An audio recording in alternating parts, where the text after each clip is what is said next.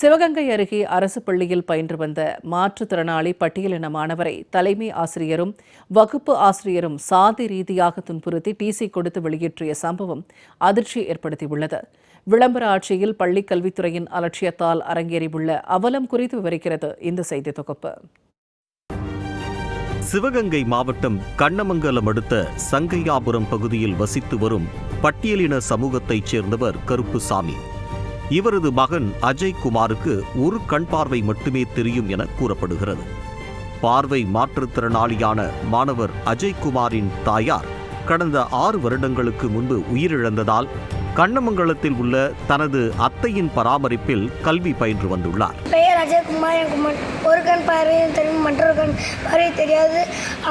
எனக்கு அம்மா இல்லை, அப்பா மட்டும்தான் முடியாத இருக்காரு. நான் படித்தா என்னை படிக்கிறதுனால வெளியே விரட்டி விட்டாங்க. என்னை படிக்க விட்டா நான் நல்லா படிப்பேன்.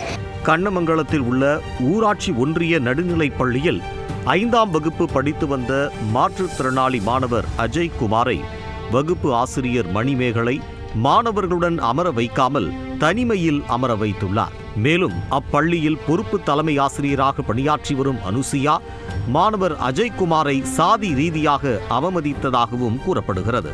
குறிப்பாக மாணவர் அஜய்குமாரின் குடும்பத்தினரை தரக்குறைவாக நடத்திய தலைமை ஆசிரியை அனுசியா அவர்களை பள்ளி வளாகத்தில் நுழைய விடாமல் தகாத வார்த்தைகளால் திட்டி அவமதித்ததாகவும் குற்றச்சாட்டுகள் எழுந்துள்ளன. மேலும் மாணவர் அஜய்குமாரை வேறு பள்ளிக்கு அனுப்ப வற்புறுத்தி தந்தையிடம் தலைமை ஆசிரியர் அனுசியா வலுக்கட்டாயமாக கையெழுத்து பெற்றுள்ளார். டிசி வாங்கிக் கொள்ளவில்லை என்றால் போலீசில் புகார் கொடுத்து மாணவரை சிறுவர் சீர்திருத்த நிலையம் அனுப்பி விடுவோம் என மிரட்டியதாகவும் கூறப்படுகிறது.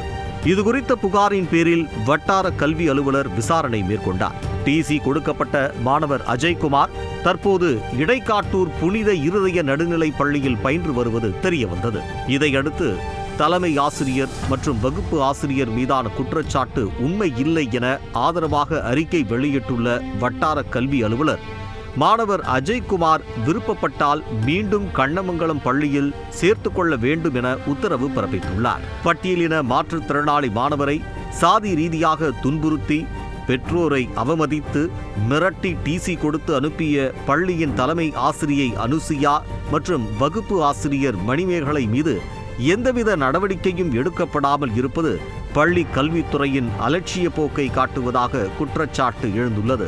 விளம்பர திமுக ஆட்சியில் பள்ளிகளில் மாணவர்களுக்குள் சாதி ரீதியான மோதல் உள்ளிட்ட பல்வேறு புகார்கள் எழுந்த நிலையில் மாணவர்களுக்கு கல்வி புகட்ட வேண்டிய ஆசிரியர்களே சாதி ரீதியாக அவமதித்ததும் அவர்கள் மீது நடவடிக்கை எடுக்கப்படாததும் பள்ளி கல்வித்துறை செயல்பாடுகள் மீது கடும் அதிருப்தியை ஏற்படுத்தியுள்ளது.